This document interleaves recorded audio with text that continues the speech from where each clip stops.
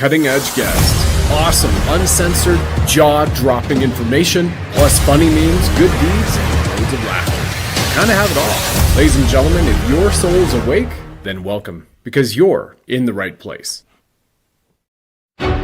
Wishing a blessed Easter Monday to you and your family, you divine lions and lionesses. And I'm joined once again on this live stream with Juan O'Savin. He has served America since the days of Ronald Reagan in multiple capacities, helped resurrect Sound of Freedom film, was recently with Mel Gibson in Italy during filming for The Resurrection, and returns with me, Brad Wozny, for one of the most explosive conversations yet. He's been a white hat for decades, and he'll weigh in on Iran, deep state fraud, Canada, extinction-level event scenarios, looming lockdown concerns, disclosure. We may even talk about Space Force, UAPs, anti-gravitics, ion and plasma propulsion, ancient gateways, and biblical revelations, which he believes are converging in real time and which you cannot deny is complete spiritual warfare. This is a sweeping look at hidden systems, suppressed technologies, prophetic timing, and the battle over what humanity is finally allowed to know. If even half of what we've discussed here is true, the world is far stranger, and we're far closer to transformation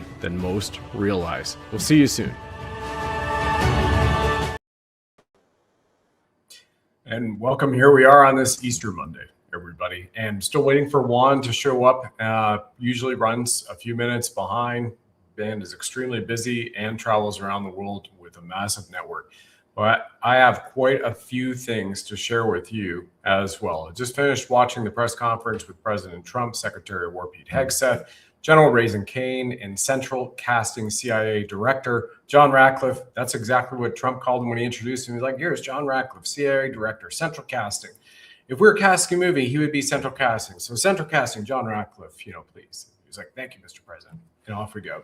So that is an update on the rescue of the F-15 pilot and the electronic weapons systems officer who rides backseat. If you remember Top Gun, like the Rio Goose was the radar intercept officer in the F-14 Tomcat. Tom Cruise was the pilot.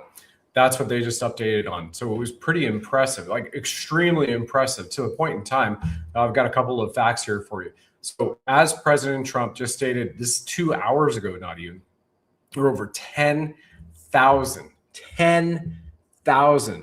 air sorties, which have been flown by United States forces over the Strait, or as the Weave of Hormuz. We saw Poppy Trump on that one today, which is great. It's not really straight. It's more of a weave. We should call it a Weave of Hormuz.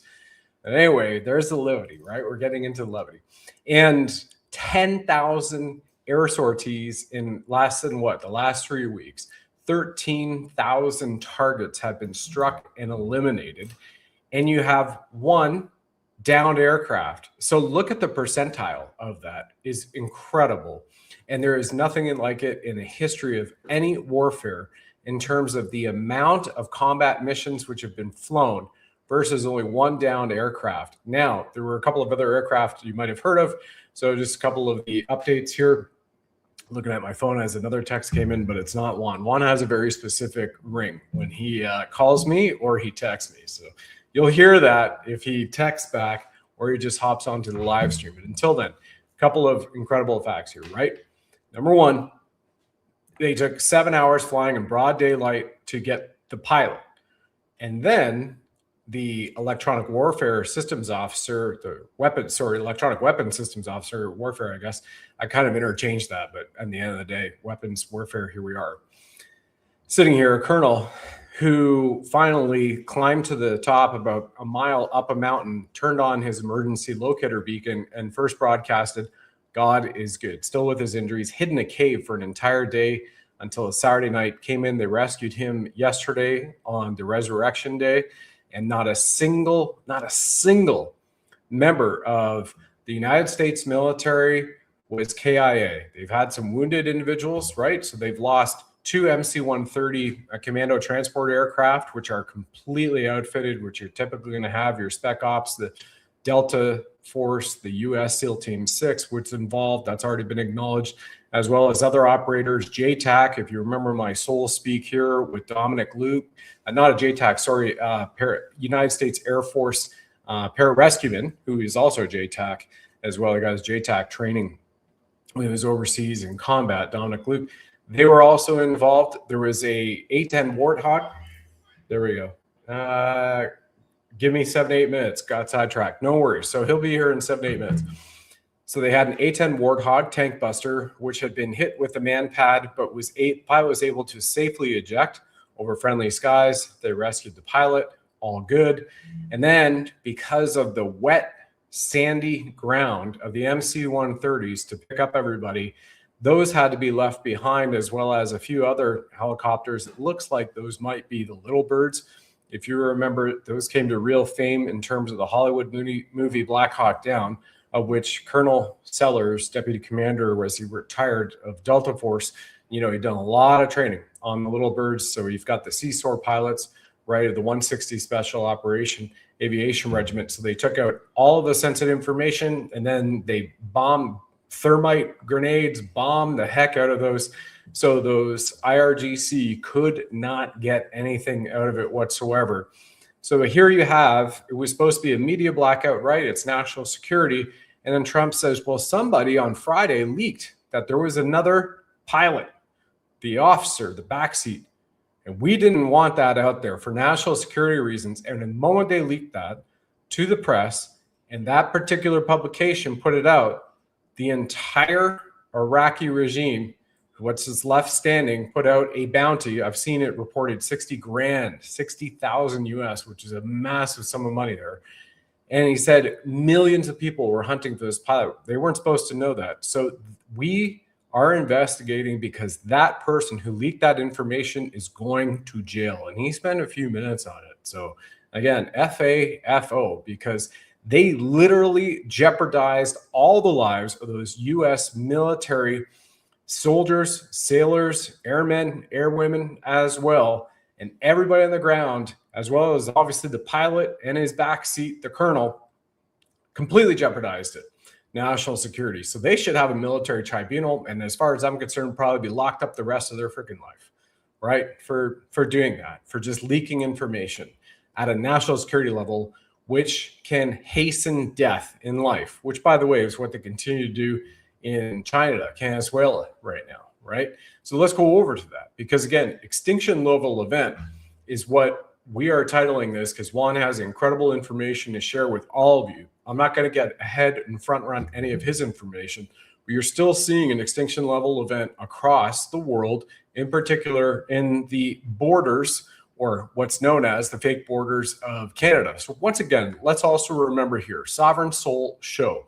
I have done over 100 shows where we have posted the link just to sec.gov, which shows that Canada is a crown corporation registered in Washington, D.C., July 1st, 1867, and is a juridical state of D.C., which then the umbrella corporation to it is 1871, and the Organic Act became the United States of America. So USA Inc. owns Canada, yet when you look at the DC code, right, the DC code states that Canada in and of itself, from a legal standpoint, is defined by, in the definition, and this is, by the way, DC code 50-1301.36, definition state of DC, Supreme Court of Corporate Canada ruled that Canada, when referred to in section 91 of the now void 1893 British North American Act in 1867, does not refer to Canada as a geographical unit, but refers to Canada as a juristic federal unit, not geographical. And you can see the Interpretations Act, section 35 for that.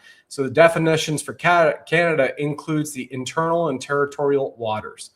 That's it. So Canada is just water, commerce, no landmass. In fact, of all recorded law, all addresses and legal person, surname persons are purely juridical, right? So that, again, straw man. Or people go, okay, well, you know, straw man cometh, even though President Trump put it out there and the New York Post picked that up a few weeks ago and put it on the head of their paper. Well, here we are, straw man cometh. We're talking about social insurance numbers. If you register with Vital Statistics Canada, then they register you in the District of Columbia, all there. So again, the eastern half of the Canada Crown Corporation, remember, I'm sitting here as a man who signed up and volunteered, Canadian Infantry service member, thought I had a sovereign nation, and now we're well aware of what has been usurped. So if you have a social security number or a social insurance number in the Commonwealth, Canada, for example, you're registered as an American entity in Washington, D.C. And that's all there. We've done shows on that. And here it is, right? And this extends to everything around the Commonwealth. But let's talk about the extinction level event, which continues to go on right now. So Alberta Memes is posted an amazing little graphic because we were breaking it down for the Alberta independence movement. And they were showing how much revenue is possible in Alberta. And right now, just a collation of all that comes to the top. If Alberta was treated as a country, it would be the second richest country in the world. And then you see Canada down here at 187. That's pretty telling, right? Why is that? Well, because it's the fourth largest oil producer in natural gas. You have the oil sands of northwestern Alberta, Fort McMurray. Everybody can take a look at that. Northwest or northeast. And we're sitting here going, we need the independence. We are Albertans. Raise a hand, everybody Albertan here. There you go. I've got mine up. But let's just get back to why China continues to be called a country which is right now executed more Canadians than all of Nazis combined in 1930. Why? Well, here it is. As Chris Erickson posted, a weekly reminder that a former CSIS officer stated they can prove every federal government, from Mr. Mulroney to Mr. Trudeau, have been compromised by agents of the CCP. Here's a 30-second clip on this one. I want to be very clear. We can prove that every federal government, from Mr. Mulroney to Mr. Trudeau, have been compromised by agents of the Communist China. Every government were informed at one point or another. Every government choose to ignore CSIS warning either by negligence, self-interest, or partisanship. Every government were infiltrated by agents of influence acting on behalf of the Chinese government, and we knew who they were. I want to be very clear. Not surprising, right? Well, let's get over to this. Let's just remember exactly what they did with the brown shirts. And right before I came on here, I was on the horn with Norman Traversy. So he's got an amazing update in Ottawa, which will be coming out this week. So stand by as we share that. Here's table salt on We'd Never Forget. Weapons on their own people. Oh, we are saved. Give peace a chance. Oh, we are saved. Pepper spray is out. With the weapons on their own people. Give peace a chance. Hey, you don't have to hit him like that. There you go. You got the RCMP rolling in heavy Ottawa police services and the brown shirts from the United Nations planes, which were flown into North Bay. We have all the photos and the evidence of that fact. And then what did they do? They had veterans praying at the war cenotaph, and they started beating them up. The same thing that did with men, women, children, and the assault is just crazy. Here is as well with medical assistance in death, which they stopped reporting the execution of Canadians in 2024 October. This is on Odessa Orlowich right now. Came out just today. This powerful clip, I'm not going to play all 3 minutes of it. What it states, for anybody who can't read this if you're driving, Canadian vascular surgeon calls out the atrocities of how badly medical assistance in death is being done in Canada. You have up to 2 hours to die. There's no training. You get a fee code. Like you walk into a grocery store, you get a fee code. They're not using anesthesiologists. Only a quarter are getting the proper kill shot, not even the shot that's supposed to take you out. It's not quick, not dignified, and not necessarily painless. I have shown footage from other doctors that have said the shot that they give to people cause them instant paralysis. And when they have instant paralysis, then that individual dies in their own bodily fluid. So it's massive torture, which is going on. Let me take you over to Odessa on this right now, and you can listen to it for a brief minute. That if you are going to have made, you're going to have a quick, painless, and dignified death, right? Based on the report, it is not quick. Based on the report, I doubt that it is painless. And based on the report, The only reason why it's dignified is because of one of the drugs that is given. It's because it's a paralysis drug that makes it seem like you're fine. Correct. 79% of the people. There you are. So that's from the surgeon who's speaking out. I appreciate it. And what continues to come out as we've been talking about chemtrails. Well, here is my former attorney as somebody who didn't get the jab, right, in the class action lawsuit from the Gray Matter podcast, reposting, Leighton Gray, the attorney, reposting, great man in Alberta, reposting a clip from Mike Lindell TV. And here it says, this sounds nuts. Is Canada seeding the skies with aerosolized vaccines? Listen to the disturbing development of inhaled COVID-19 vaccines at McMaster University. So here's a minute on Mike Lindell TV in the States covering this in China. Some important breaking news you might have missed in the chaos of the Middle East war. The Alberta sovereignty movement achieved their 177,000 signature threshold for the Alberta independence referendum.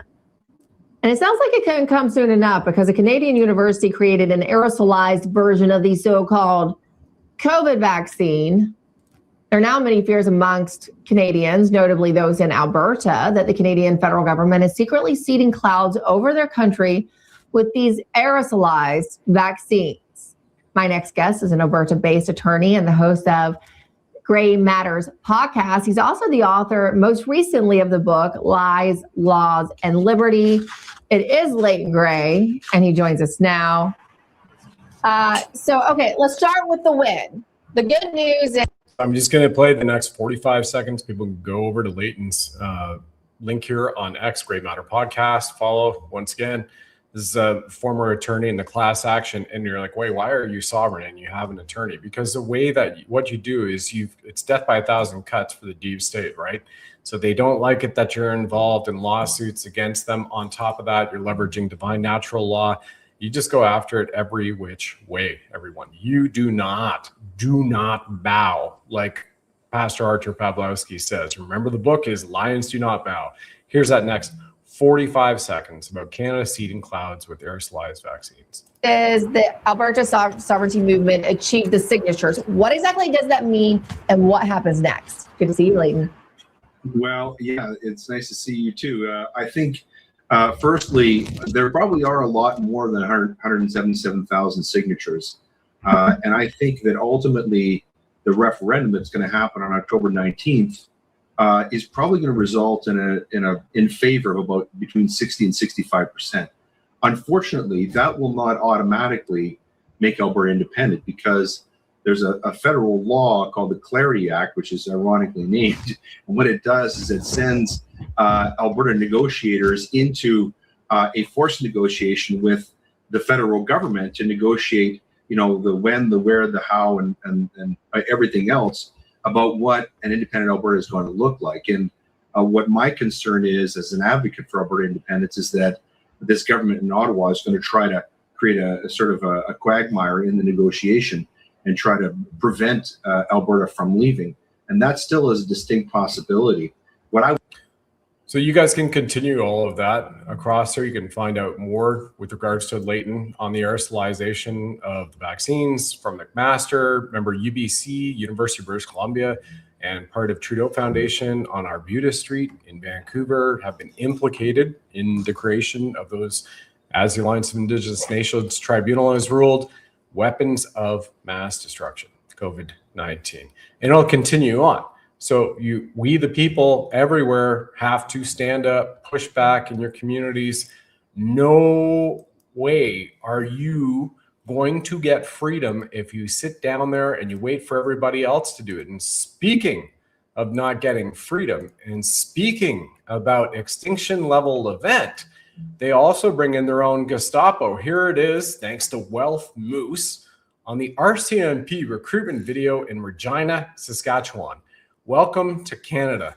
Does anybody know how to translate this for me? Just listen to these 57 seconds of men dressed up in RCMP, Royal Canadian Mounted Police have no oath to people. They only have an oath to the crown. Here it is.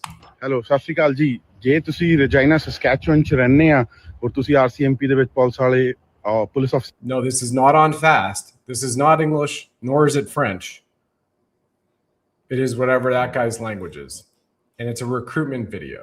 ਬਣਨਾ ਚਾਹੁੰਦੇ ਆ ਅਸੀਂ 12 ਅਪ੍ਰੈਲ ਨੂੰ Regina ਗੁਰੂ ਘਰੇ 10 ਵਜੇ ਤੋਂ ਲੈ ਕੇ 1 ਵਜੇ ਤੱਕ ਮੈਂ ਤਾਂ ਜਸਵਿੰਦਰ ਕੁਮਰਾਹਾ ਅਸੀਂ ਦੋਨਾਂ ਨੇ ਸਾਡੇ ਨਾਲ ਇੱਕ ਦੋ ਜਣੇ ਸਾਡੇ ਹੋਰ ਹੋਣੇ ਆ ਅਸੀਂ ਰਿਕਰੂਟਿੰਗ ਇਵੈਂਟ ਕਰ ਰਹੇ ਆ ਜੋ ਜਸਵਿੰਦਰ ਆਰਗੇਨਾਈਜ਼ ਕਰ ਰਿਹਾ ਆ Well, at least we got that recruiting event. ਕੋਈ ਵੀ ਤੁਹਾਡਾ ਕੁਐਸਚਨਸ ਹੋਵੇ ਮੈਂ ਜਸਵਿੰਦਰ ਦੱਸੂਗਾ ਮੋਰਾ ਕੋਈ ਵੀ ਤੁਹਾਡਾ ਕੁਐਸਚਨ ਹੋਵੇ ਕੋਈ ਹਾਇਰਿੰਗ ਲਈ ਪ੍ਰੋਸੈਸ ਲਈ ਕੋਈ ਟ੍ਰੇਨਿੰਗ ਲਈ ਵੀ ਕਿੱਦਾਂ ਹੁੰਦੀ ਆ ਤੇ ਕੀ ਬੈਨੀਫਿਟਸ ਨੇ ਫਿਊਚਰ ਦੇ ਵਿੱਚ ਪੁਲਿਸਿੰਗ ਲਾਈਫ ਕਿਵੇਂ ਦੀ ਆ ਤੇ ਹਰੇਕ ਕੁਐਸਚਨ ਲਈ ਅਸੀਂ ਇੱਥੇ ਹੋਵਾਂਗੇ ਅਮਰਜੋਤ ਹੋਊਗਾ ਤੇ There you go. I think you all get the idea. Extinction level event everywhere. And if you think, well, that's future and that's still coming, remember they just 6 Ottawa police cops grabbed Norman Tropsy, said he wasn't under arrest, put cuffs on him, took him to Ottawa General Hospital a week ago Saturday, kept him there 7.5 hours in solitary. And as Norman continued to say, they denied him food, water, legal counsel, the ability to people to see him, and they attempted to force vaccinate him to murder him. Those are his words. He was on here in the show. He's got more coming out about that. And if you're thinking, wow, that's just on isolated cases, well, here it is on a 102-year-old man. This is Friday, and it's now been updated since this 102-year-old man that they came for in Tillsonburg, Ontario. Now, if anybody knows Johnny Cash in the US, the Canadian equivalent to Johnny Cash is Stompin' Tom Connors. He wrote a song called Tillsonburg. And here it is. This is from donaldbest.ca. Do not comply. And this is 1.4 million views, 10,000 reposts, 1,800 comments in 17 hours. Most viral X post ever, exceeding the previous champion about Ottawa Police Detective Helen Bruce, who is investigating why children are dying when they receive the COVID-19 vaccine. And Ottawa police went to throw her in jail and lock her away and throw away the key. So here it is, everything with regards to the man, the 102-year-old man, who they came to the door and they want to take him away. And the son is worried they're going to maim him. And this man even says, I'm not going. Here's a quick part of the video. Dad, the police is here to take you away. Donna wants you to be taken away with the police. Okay? You can tell the police officer what you want. Where you gonna put me? Come here. There. Come closer. Come closer. I just don't go and they throw me out. No, I'm not opening the door. I told you that. What don't you understand? You can break the glass and take them by force. Well, then that's it.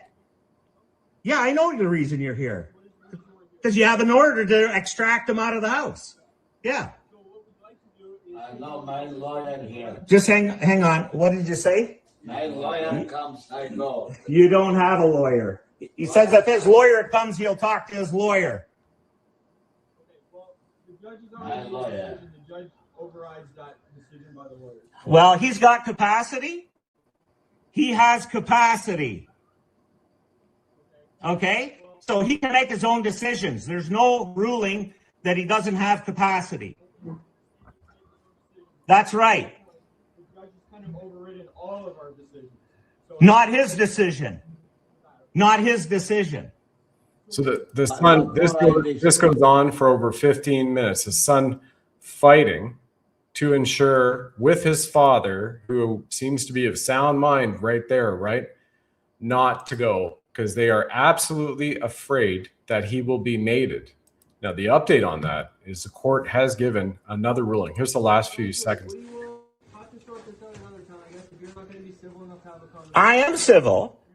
No, I am. That's your opinion. Yeah, that's right. I do. So we'll get something to amplify. Yeah. Yeah. And,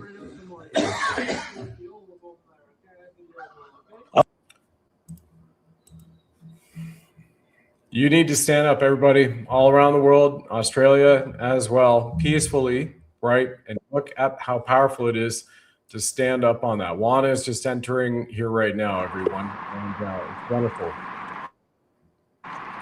Juan, if you need another few minutes, my good man, good sir, thank you very much for being here. Go ahead and take it.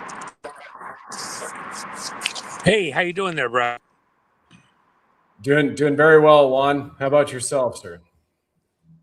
Good. I apologize. I got distracted and it was normal day. So No worries, Juan. We spent the last 25 minutes still covering off extinction level events, from whether it's Canada or aerosolized vaccines to. Well, it was incredible today. See the talk about the rescue events. We've just covered a bit of that here as well. yeah. One thing about, you talk about a near-death experience, no matter how it happens, you could be in the largest crowd. You could be all by yourself. It's still very, very, very personal. Even with those pilots, the event itself, you could have it in a group setting, you could have it individually, but a near-death experience is still, about as personal as it gets.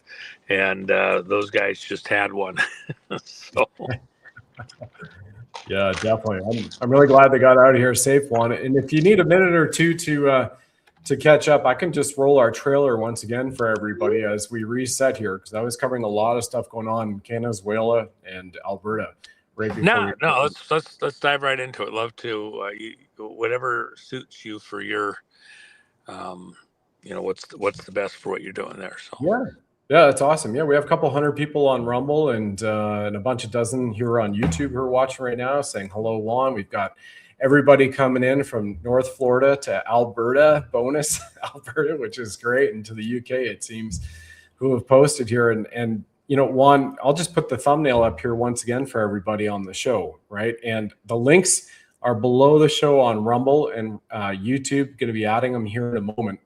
To Patriot Gumroad for Juan, JenniferMac.com, his lovely wife, and then also the Fighting Fraud event, which is coming up in Las Vegas. Juan will be talking a little bit about it, but you can still, Juan, can we still order copies of Kid by the Side of the Road on your website? And what everybody sees here are my original copies that you signed when we were last together in Truth Tour.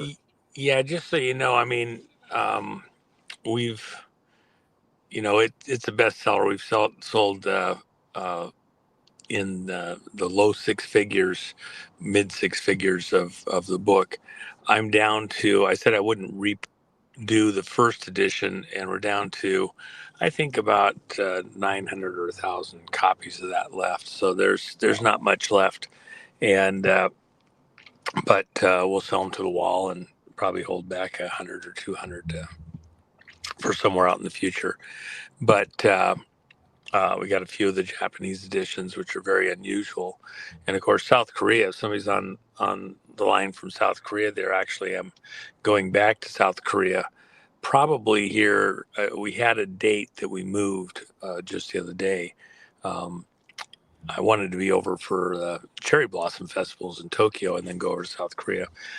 South Korea on the election stuff, the attack on the president, very, very close to my heart. We have a lot on the line there, and for stability out throughout the whole region. And South Korea is far more important in this global landscape than I think most people fully realize.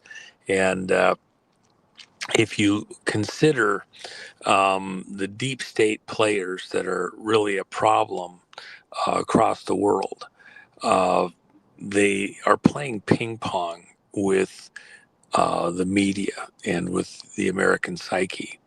And so they'll do something in the Mideast, and they'll do something in South America, then they'll do something in Asia, and back and forth to keep us stretching around the world. Something will happen in London. So what Trump has done, he's kind of created a counterbalance to that. They want to bounce us all over the world. He'll bounce them up to Greenland. He'll bounce them over to something with Ukraine and down to Africa and other places. So, for I mentioned Africa. Know this. President Trump asked the Department to do a look-see on President Ramaphosa there in South Africa, and the same as he did with Maduro in Venezuela. And so they put out that $50 million bounty on Maduro and ultimately went and picked him up. We're considering something similar for all sorts of crimes on the part of Ramaphosa and people around him in South Africa. And he's going to be on the list somewhere in here. And things going on up into Central Africa, the Congo, Uganda, other places there in the region where they've been doing all sorts of mischief. Of course, Iran was doing naval exercises with South Africa up until about 4 months ago. And, very tied together at the hip on a lot of this stuff. So they've been running us all over the map, and we're about to, run them all over the map back. And that's what Trump is really doing in preparation for arrests, both internationally and domestically, primarily people involved in the 2020 election fraud. And the reason I mention all of that tied into South Korea, the same people that were frauding elections all over the world did it in South Korea in spring of 2024, and we caught them. And so at some point, that will be a very important conversation that we have to have into South Korea. So I'm glad we have some coverage into there within your listenership. An awesome one. And with the primary title of the show about extinction level event expanding into Iran, stolen elections, we could touch on Tina's update as well, Tina Peters, and maybe even a little bit of the galactic disclosure people keep seeing here as well. On the extinction level event, how should people interpret that one? When it kind of seems like a paradox when people are saying, like, well, if President Trump is saying the golden age, what is it about this extinction level event? And we're not talking about across Canada or aerosolized vaccines and chemtrails in the air in certain parts of the world. Well, by the way, galactic disclosures, I actually have a coin that we're releasing in just a few minutes. Oh, it's not on the, it's only going to be over at Gumroad, not at Jennifer's site. Okay, I'll show and, there it is for everybody to see. The moon and it'll be an excellent, the Mint says they'll have the first of them out to us in about 30 days. So it is a pre-sale. I'm trying a really sharp pencil on the cost and like that. So the coin isn't posted yet. It'll be posted probably within about a half hour after we end the show today. So cool. It'll be very fun. I think I'm only going to do one run of it because it's very narrow audience, and all of our coins are by the year and like that. But this is kind of something special I wanted to do related to the moon stuff and like that. So anyway, it'll be very fun. You're the first audience to even hear that. And, I'd hope to have it up on time, but I think I missed a communication from somebody and they weren't able to finish it. So anyway, there you go. No worries. Well, I had the website up here. I put it into the chats for everybody. So you have it on Rumble and YouTube right now. If you're watching them, if you're listening to this later as a podcast, it's in the description. But, on Juan's site here, you can order the ebook editions all the way to the print editions of Hit by the Side of the Road. And if you can, get one of the silver coins, the collectibles. I think they should be in the Smithsonian, the new Smithsonian one. And I got the Magador coins and the Gitmo ones that you put out. So it's just awesome. Appreciate it. Well, each of them are so unique. The coin that I wanted to do on the space stuff, Jennifer shot down, and she says, no, I'll do the coin. and she did a magnificent job. So Nice. it's very fun. It's unique. It's a little bit retro, but people will really enjoy it. But let me just say this: the reason I wanted to focus on the space stuff before we get to other stuff, Tina and other things. You have to look at the whole world situation and what Trump is doing in a more holistic way, an all-encompassing way. If you don't see that all of these things kind of fit into a bigger matrix, then you really do miss what is happening, why Trump is doing it just this way. As I said, our enemies have been very successful with moving our tension back and forth and up and down anywhere but the most important thing. And about the time you start focusing on something really important, they'll blow a bomb up, have some dramatic thing happen. They'll pull a rabbit out of the hat to take our attention and move it away someplace else. And so we just don't stay on point long enough. What Trump has been doing taking the is towers down. eliminating, he's eliminating those places where they can readily pull us off point on a dime with some emergency crisis. So they were doing it with North Korea, and he's going to blow up the world, and he's going to send a missile somewhere.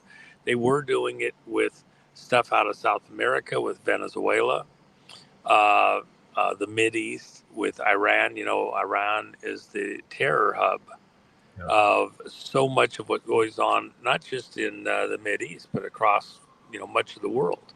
Again, South Africa, the Congo, Venezuela, and all through South America, even importing Quds Force people through Venezuela coming into the U.S. Wow. So Trump is hard on the attack to bring those things to a head and shut them down. And for example, even on the oil, they have a knife to our throat continuously over whether the oil is going to get shut off to the world. So they get away with all sorts of things over and over and over that we're now reaching a point where that's not going to be allowed to happen. So yes, oil is way up right now. It was down there at about 60, high 50s, low 60 for months and months and months. And now it's up there around 111, 112 today. And we have Iran and the world on notice. Tomorrow clock, 8 o'clock Eastern, all bets are off. And we're going to go in and turn the lights off in Iran. We're going to hit all the power stations, all the bridges, and just bring things to a stop. This isn't an act against the Iranian people. This is against the military and generals and the political side, the mullahs, etc., that want to export their terror to the rest of the world. Remember, they're building missiles, 300,000 missiles in Lebanon, 100,000 missiles in Gaza, all pointed at Israel. Not a couple dozen or a few hundred. 100,000 in Gaza alone, hidden all through those buildings they blew to smithereens. The only reason they weren't able to complete a lot of what they had going there is that, if you remember that huge blast in Beirut that destroyed, miles around the downtown area, the dock area there, that was because this location there at the harbor was where they had brought in this fertilizer that the fertilizer can be used to fertilize, for crops and like that. It was supposedly headed for Africa, actually South Africa. But it got detained because it didn't have the right paperwork in, at sea. Well, it was brought to Lebanon, and then it just sat there, and it was unloaded onto the docks at that location. The boat was allowed to leave. Well, what was really going on was they had a little game out of Russia, provided this fertilizer that was actually able to be converted into right there at the dock underneath the dock. They had a purification area to refine out that material to make rocket fuel. See, sending rockets from Iran to Lebanon fueled, they're like a great big huge bomb. Only takes a little mishandling, the whole thing, you know, blows up one wrong spark or whatever. Even a bullet, somebody once hit it, you blow the whole thing up. So they moved them unassembled as parts and then assembled them in Lebanon, assembled them in Gaza. Where's the rocket fuel? It has to be made somewhere. They were making it there in Beirut at the docks. So when that explosion happened in Beirut, it was a fertilizer bomb, if you will. It was all that fertilizer, hundreds of thousands of tons. And when it blew up, you'll see that there was one, like a ignition that was very vertical, narrow flame front. That was the ignition into this assembly area. They were using German equipment that was very able to refine this fuel down to a very high quality propulsion fluid. And then they were shipping it out in trucks to where the missiles were located around Lebanon and fueling these rockets. When that blew up, that manufacturing area under the dock area blew up, they had broader explosions that kind of blew the fertilizer out into a mist, which gets oxygen in around all of the main fertilizer in that cloud. And then the big ignition that just, you know, wiped out the city center there in Beirut. So with that in mind, again, that was Iran and the people there exporting their terror throughout the region. What Trump is saying is enough is enough. We're not going to sit here. You know, Reagan stopped the Cold War. If we hadn't had Reagan, how much longer would the Cold War and the expenses related with that war have gone on?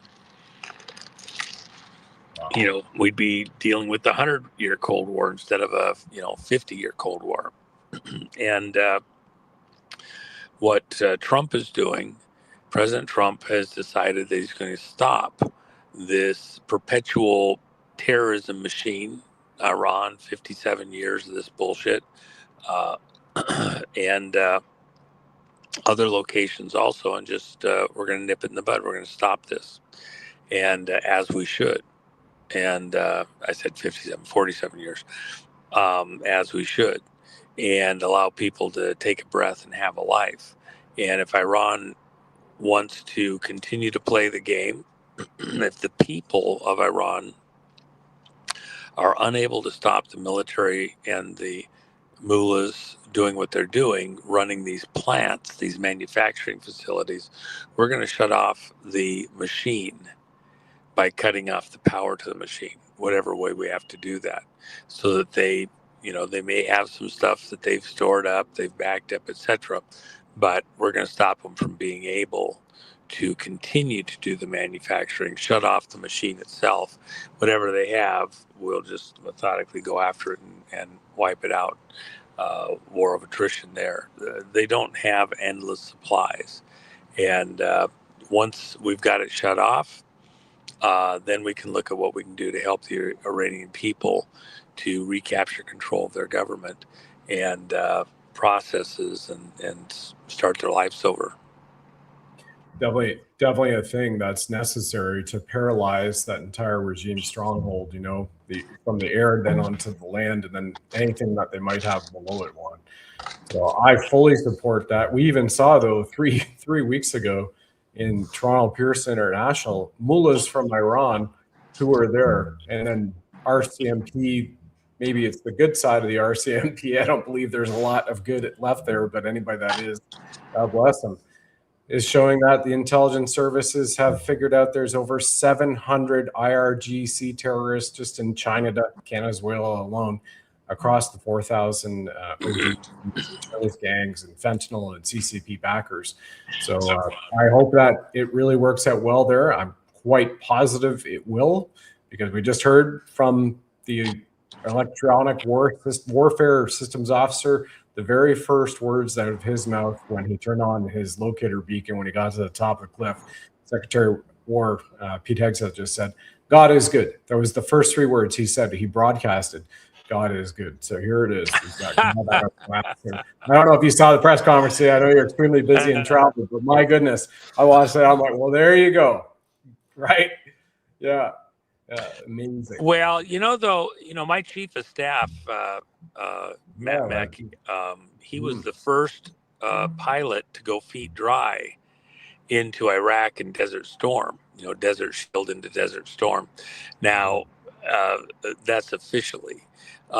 We had stealth aircraft that went in early and did some stuff. He was electronic warfare aircraft. And so you go in to try and get guys to turn on their radars and shoot at you. So you're the rabbit. Everybody's going to chase. But he was a Marine pilot, flew off carrier deck and went into the fight. Most of these guys are actually, there's a certain faith that you have. There's faith in God, and then there's a faith that you build, a trust. The people that are preparing your aircraft, servicing it, loading the weapons, going through the launch thing, that is, one of the most dangerous jobs in the world. And the guys that do it, a lot of them would tell you they wouldn't even, if you just take care of the family, make sure that the dog's fed and all that, they do it for nothing, because it's, it's amazing to fly these unbelievable aircraft and go up there. It's a teenage boy's dream, right? But still, there is a certain esprit de corps and just an attitude that most of these guys have. And we've got, in the coalition, we've got quite a few military pilots, several generals from different of the services that are within the ranks of my coalition. And they're pretty singular in a divine perspective, and it's a warrior spirit. They're not there.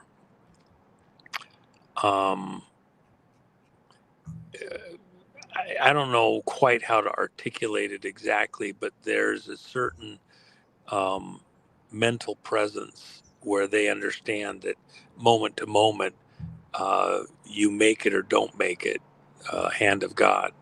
There's 1,000 ways you can get taken out. If you know 25 of them, you're a genius. Why? Because there's so many little things. Even you get down below a certain altitude, and ground fire from a handgun, has a prayer getting to you. The systems are amazing, but you can have a system malfunction, even at the point where you got to pull your eject handles. There's lots of things that can go wonky when that happens. And so, that's not, and even getting on the ground, you're in different directions. They eject a little bit different directions, so you don't have one person hitting the other as they're flying out of the vehicle. You can get separated for 1,000 reasons as you come down, which they did. So, you tend to get a God consciousness. You realize that, moment to moment, you're there because, God's got you, grace of God type thing. And the reason I mention all of that is that within the context of a near-death experience, people, even, for example, police officers, you get up, kiss the wife, say hi to the kids, give them a hug, you walk out the door. it's like a box of chocolates. One day you get a nut, the next day you get strawberry, cream, whatever. The next day you get a caramel. You just don't know what you're going to get. Your one red alert or passing observation of something, going from a calm day, warm Starbucks coffee, of total adrenaline rush and everything in the world online. I spoke with one of my friends today who's doing some writing work for me, editing some stuff. He was chief of police, 3 major departments. He has been a contractor to 3-letter agencies for a couple of decades. And one of the most unbelievable days of his entire life, he said it was just the most average, normal day. Did some paperwork, wanted to go check a couple of my guys in the field. Just being thorough.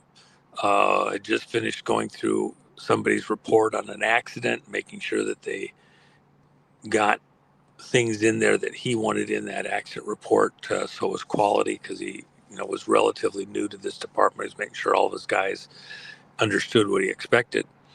Just doing things that are normal cop things, supervisor things. And then they get the call, bank robbery in progress. And it led to one of the most amazing days he's ever had in his entire life. I mean, everything on the line, women, children, police officers, every angle. And what struck him about it was that the contrast and the instantaneousness of it, it hits you like snake bite. You don't even see it coming. And that's part of what, I have always taught guys in some of these realms: expect the unexpected. You have to be moment to moment in an emergency. What would I do here? How would I react there? If you're, in a police officer's routine, where's the shortcuts? Where's the bypasses? Is that sidewalk safe for me to use, or am I going to hit a pedestrian there? What time of day is it? What's going on? And you just, in your life today, you might think there's 2 or 3 really major threats you might have, but probably the one that gets you don't even hear that bullet coming for you. And so how do you anticipate and not put yourself in harm's way unnecessarily, or prepare? Sometimes a fight's coming, and scripture says a wise man sees trouble and gets out of the way. Do the people in this audience understand the magnitude of the risk of what's going on in the bond markets? Specifically here in America, there's different types of bonds, but about 84% of the bonds here in America are tied to schools. And the school bonds have been engineered in such a way, and it's like everybody's in on the scam. The law firms, the bond issuing firms, the markets, the insurance companies, the politicians, the unions, the retirement funds. One of the things that's interesting here that very few teachers understand, they've been set up. A lot of their 401k money, their retirement money,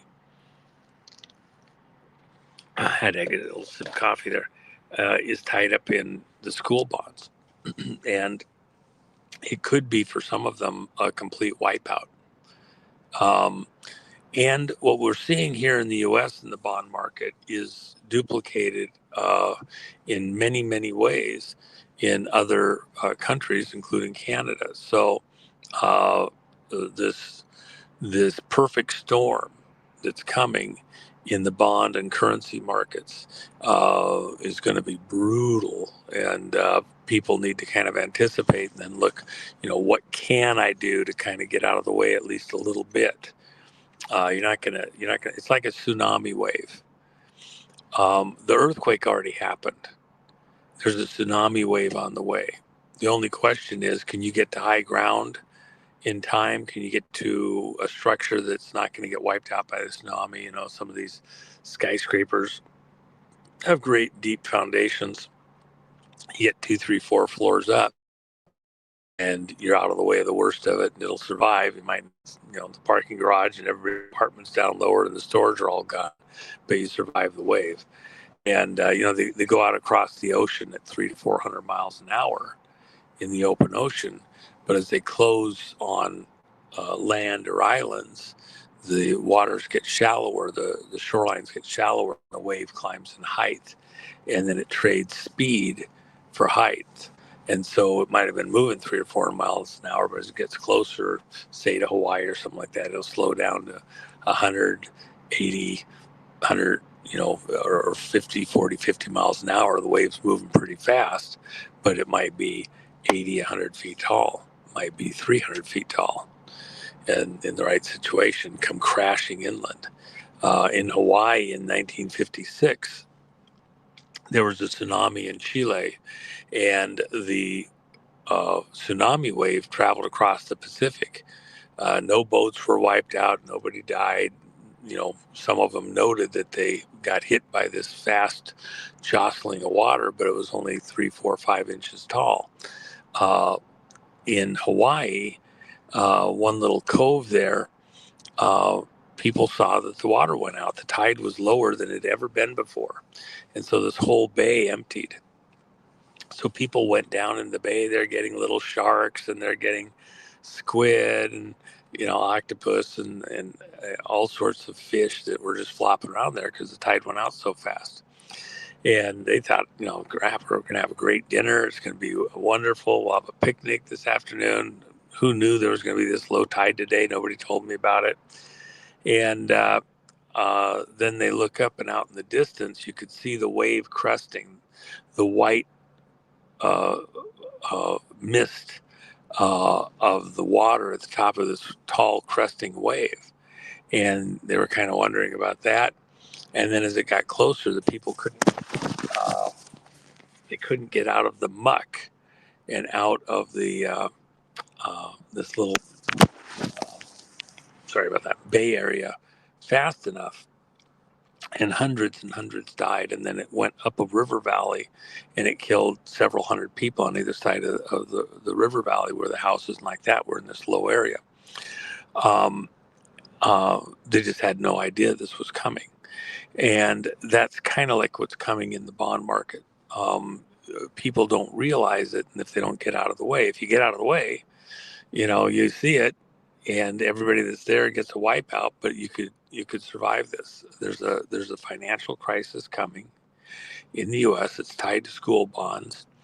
I think it was intended. They were going to use it to distract us in 2028, 29, 30. But I think it's coming sooner. It's coming to a head sooner. And we've already seen just in the last couple of days, of course, I've been talking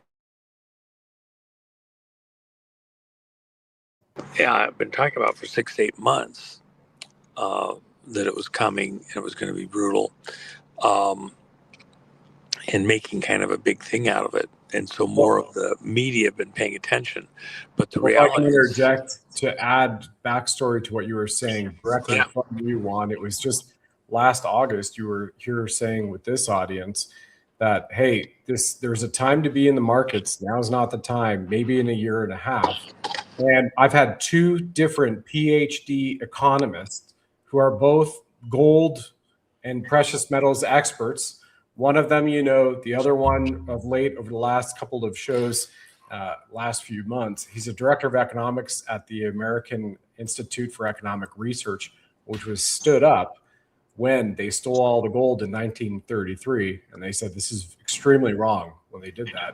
And what Juan had said, one of the things that he had said, I just reiterated here to the audience. Another one you had said is, by the end of the summer, silver is going to be 50 an ounce. And now we're also seeing precious metal wars. But back to those 2 separate PhD economists who I verified with them, they don't know each other, and they are precious metals experts. One in New York, who is a West Point grad, 2nd Ranger Battalion, served as an officer there was a volunteer, ground zero volunteer, which is amazing because he and I might have been in each other's vicinity back then when they dropped the 3 World Trade Center towers. And you are the only one who has confirmed to me that it was a missile shot in the Pentagon where I was, and then 18 stories below it, just to bring history back here for people. But Juan, what you're mentioning here about the bond markets, both of these different PhD economists have said that the derivatives market, one of them said it could be as much as 400 quadrillion, and that was 3 years ago. And the other one that I just had on said it could be as much as 2 quadrillion in derivatives. And we're talking about bonds and the likelihood that the deep state might have been setting this up for us 2028, 2029 as a distraction. I just kind of want to give that some context and frame it up before you go forward, if that makes sense to everyone. Well, let me just add this. So within the right circles that understand the finances like that, the derivatives, it's kind of like, for people that don't understand what we're talking here, in the metals market, you have physical metals. Say I want to trade somebody with 1,000 ounces or something. And so I got a pallet with 1,000 ounces of gold on it. So it's pretty obvious I have that. Sometimes what happens is you have banks, they might have, several tons of gold. Now, they don't think everybody's going to come get their gold at exactly the same time. So they've been trading against the gold on deposit. Problem is they've been creating what we refer to as paper silver. And so they're agreeing to buy or sell silver at some certain price. And they know they have actual physical silver on reserve. And so they may, for example, do puts and calls on silver. And in fact, I had recommended to a particular union trust fund that they do this. They had wanted to purchase a large quantity of gold and silver, about $100 million. And I said, well, neither spins nor toils, but you can buy and sell futures against that out of the money and make a pretty good return and do some spreads, and laid out a plan for them that wouldn't put the main silver at high risk and pick up extra money. So they didn't do it, but a consortium of investors that had other union funds did do it. And that was back in, I think, 2019. They had sent me a note here about 6 months ago, before this latest surge, and said that they had made about 5 times their holdings by following that strategy, and they had done extremely well. We're thankful for that. Awesome. But what they were really trading was paper silver. The real silver itself was being held, in their vault. Okay. Now look at the banks. What the banks have been doing is they've been going into the markets and doing something similar, but they're not just doing a few times the amount of silver that they have. They're doing 1,000 times. And, people are all currently big into the AI and trading and helping them understand. These guys had AIs assisting them, a decade ago. And they've done very, very well. The problem is that they've now got 1,000 times the amount of physical silver that they control, leveraged with paper, that there's not enough silver to back that paper up by 1,000 times. And they've been making wild amounts of money in these trades. What's going on in silver right now, where you had the big spike the other day, knowing that we were getting ready to go into Iran and do other stuff, it spiked. But what they're manipulating now is to take the air out of the balloon on these paper silver trades and get out of the way of what's coming, because it's going to move up so hard, so decisively, that the paper that they had in play out through the end of the year could wipe them out. So they've been systematic work to negate those speculative positions using, paper silver, non-backed up silver, if you will.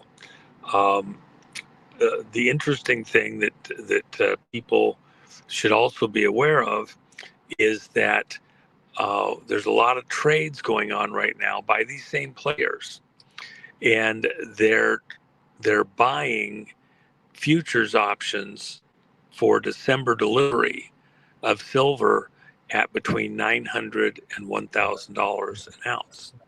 So, and that's been pretty aggressive. So you have to ask your question: what do they know, and how do they know it?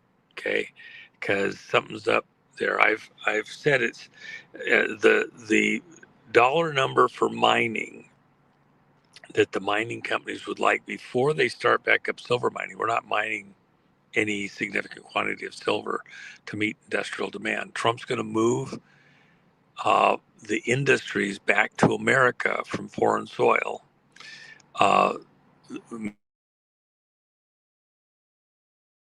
Doing solar collectors, whatever it is that requires electricity to be moved very efficiently. He wants to move that manufacturing back to the United States, and when he does that, and he's put a tariff blockage with a 50% penalty on most all of the places that send mined materials, which includes silver, into the country. So, for example, if you took the spot price today with silver at a little over $70, with the tariffs right off the bat, you would have to pay $105 because there'd be a $35 tariff on the $70 silver, so you'd pay $105, $107 an ounce on the spot price. And then very little of the silver is transacted at spot price, because if you turned it into gold or silver bar, coins, there's expense involved in that. And by the way, the coins that Jen and I have in our sites are not just coins for the open market, or what we would call bag silver, something like that. They're proof quality, so they're a much higher quality. The reflectivity and stuff like that is done. You have to polish the coins before they're minted. Then there's a certain percentage that don't get past the minting process because you'll get a strike that isn't right or whatever, so you have to adjust for that. So these are proof quality coins, the same as U.S. Mint does, for example, for the Double Eagles proof quality. And by the way, the Double Eagle proof quality at the U.S. Treasury site, they moved the price up to $185 a coin several months ago, and then they say sold out. They haven't had it, I think, since November something or other. And so we're pretty competitive with our price for a proof quality coin. And then you had the Gitmo one up there. That's from last year. We have a few of those. I have a couple of packages where I sell 5 of the called coins, and then more the Watch the Water from last year that are in production now. And I have just a small quantity of those left. And then this latest one that you're going to see with the moon stuff, President Trump wants to, in the midst of all of this is really important, in the midst of all the drama that we're going through and going to go through the remainder of this year and into next year, arrests because of the election frauds in 2020 and beyond, the financial frauds, and some of the crises that we found there. We, in a very, very Kennedy-esque sense, need to have hope there for the future and for the kids. What's it sound like to the young people if we're all doom and gloom and it's the end of the world and, you know, near death experience, it's all done? Is there a there for them? Are we going to have a world that they get to move into with beauty, high hopes, their chance to have a family and to live the American dream? Absolutely. And so even in the midst of all this, Trump is doing something very Kennedy-esque. He's laid the groundwork years ago in his first term, and we're following through on it now. The current flyby going to the moon, and around the moon, we're going actually deeper into space than man has ever gone before, out past the moon on this lunar return mission.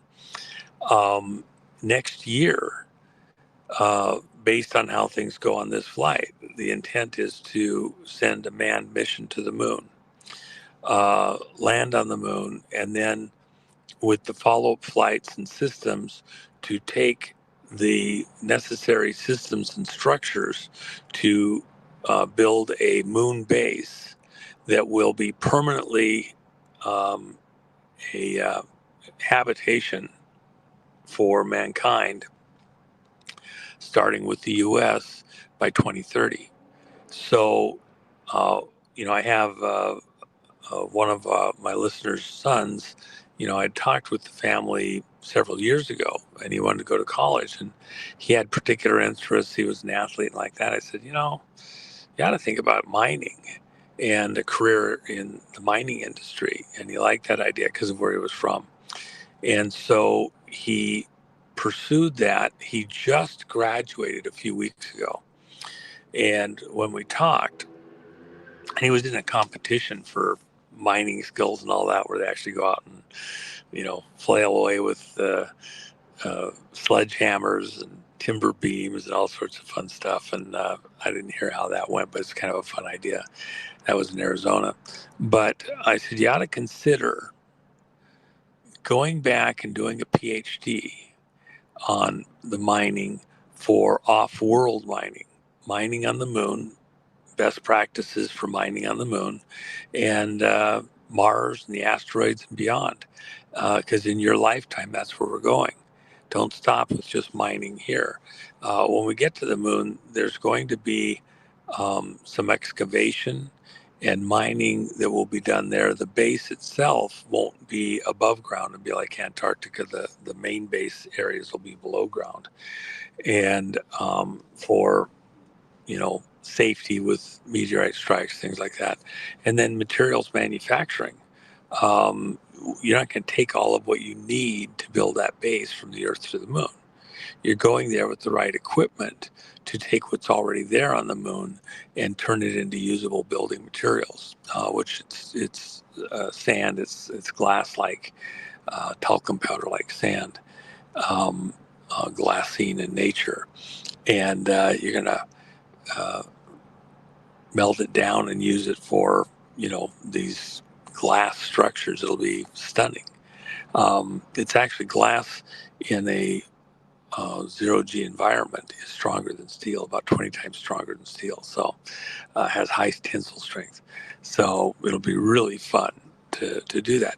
But in other words, President Trump is promoting things that have a bright future for this generation and for the next several generations, where mankind is supposed to go. And so this space flight is far more important to us as a people in a very Kennedy-esque sense, JFK to DJT, in what's going on in the world. So, you know, people should be aware of that and enjoy that. And that's why I wanted to have a coin to kind of commemorate that. It's a little deviation from some of the other stuff that we have going, but I think it's absolutely on point. And so I put one together. It'll be available in a few hours. Awesome, Juan. Let you have a sip of the coffee. Just redirect everybody to Juan's website once again, where you can buy the books, the coins now, and then the coin right after you get off this live in a few hours. And I'm going to see what I can do to muckle onto that in addition to it. By the way, we what's have cool another on- announcement even later. We have another announcement even later in the week on something that I won't even hint at this moment, but we also have something coming up in about. You're hinting at not hinting. I'm hoping 30 days. Okay. We have something big coming out in about 30 days that I hope people will be excited to come. So there's cool things coming in the pipeline there. Awesome. Well, when you get your company going where we can travel throughout the solar system, those little, mobile home type of the way that you describe it when we were in Anaheim, all those years ago, and go parking up to an asteroid for a long weekend, I'm in. I'm so in, whether it's going to be gold, silver, and what's to come, as long as we all take precautions to make sure, like you said, wise people see what's coming and get out of the way, and everybody's got a level head, and you sit here and just step aside from that tsunami and go to high ground, and then be there and help as many people as you can, let them know it's coming. Well, the main reason I say it that way is because Trump is on the hunt regarding Federal Reserve. Federal Reserve is a private organization. The people that founded that hijacked the lawful position of the Treasury to make and mint coin for money. Kennedy is trying to take that back with the silver certificates and go back to Treasury printed silver certificates. And by many accounts, that's the reason why he was killed.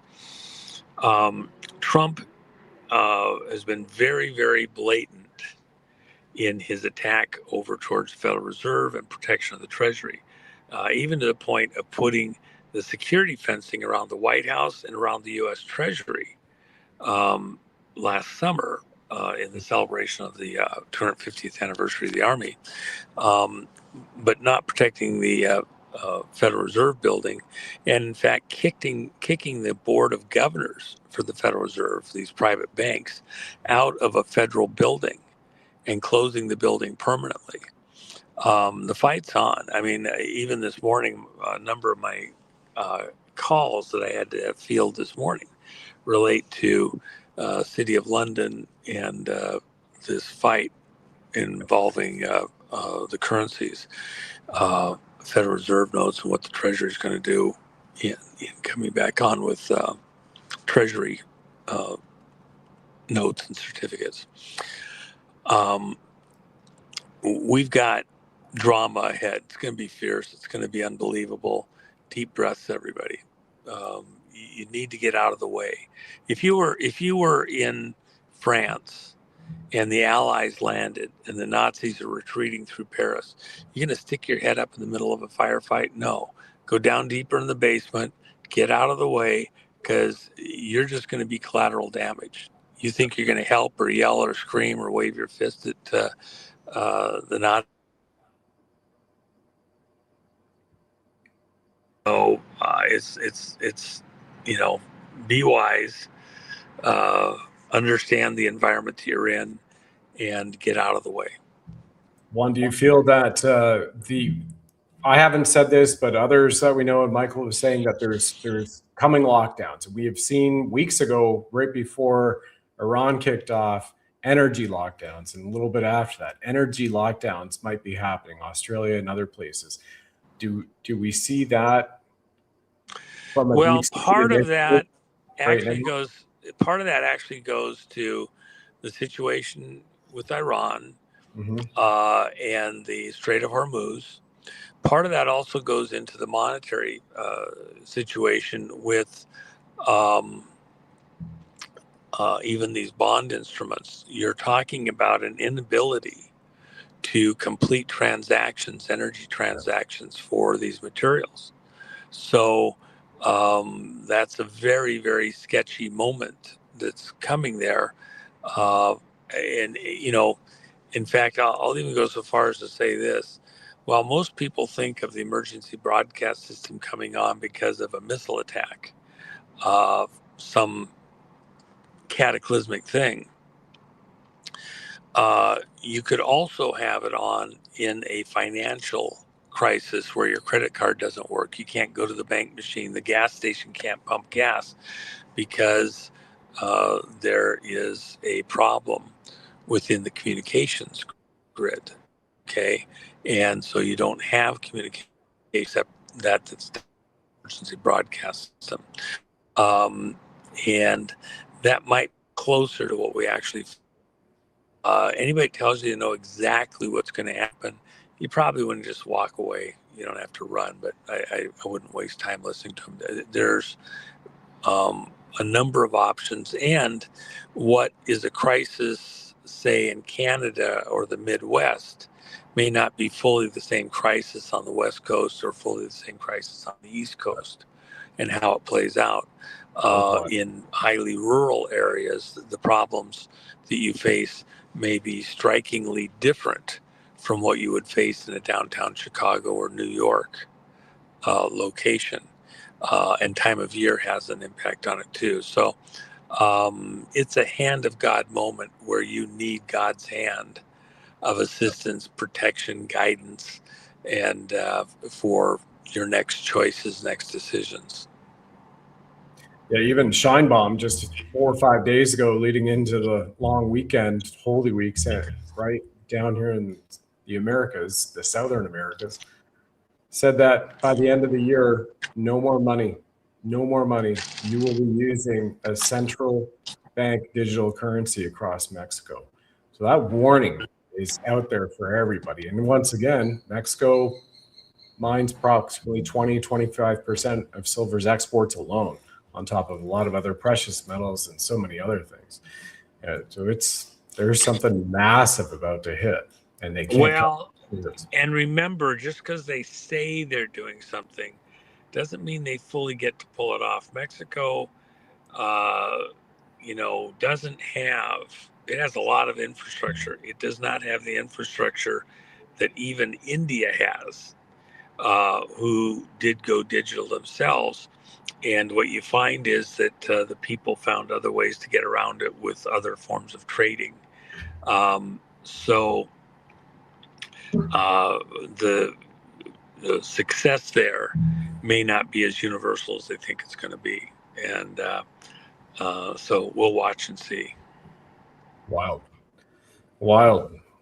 So do we see anything from suppressed technologies coming up? I mean, we have a lot of Canadians in the chat. South Africa is in here as well, all across the Americas. I probably don't have anybody in Argentina and Chile that said they're here, but here's a question. Can Juan tell us, Canadians, whenabouts will become the 51st state? I will add to that, everybody, that once again, you're seeing President Trump and the White Hat Alliance do everything in a lawful manner and a return to divine natural law.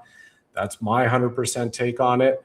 So we are also seeing, once again, the First Kingdom being restored in a manner in which you were sharing with me 2 years ago on Boxing Day, December 2024 one. Would you like to address anybody? And there you go, 51st state, please. Yeah, the comments are coming in from the Canadians. 51st state, please. Your thoughts on this one? I have my alarm's going off because I have something else I have to do in a few minutes. So let me just say this, though. If you get right down to it, it would be very hard, even an affront to the Canadian people to try to make them a 51st state. We talk about it. It's kind of a fun thing. The reality is, it's like a marriage. You've aligned your purposes. You are working together. You make some kind of a marriage commitment. But at the end of the day, you're still physically two independent people with a single purpose and combined interests at every level of physicality. But you're still different. And so what we're really looking at with Canada is that the alignment of the various provinces to some type of business arrangements and agreement. You know, Reagan said the business of America is business. We do business. We make things happen. We build things. Part of business is alliances. We engage in agreements with other similar businesses. They have a better specialty.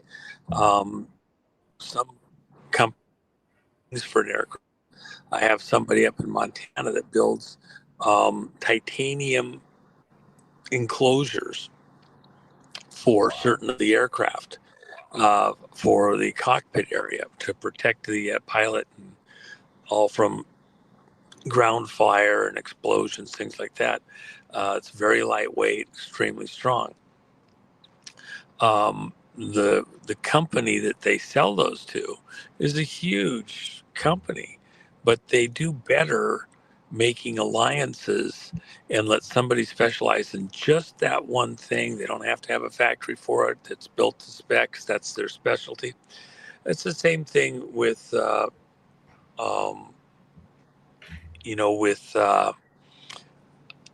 what we're trying to do with Canada. We're really brothers in so many ways. And there's been this desire to keep us separate. But our interests between Canada and the U.S. are greater than Canada's interests even back to England. And a lot of those things were engineered counter to the wishes of the people back at the time that Canada kind of did its own break off.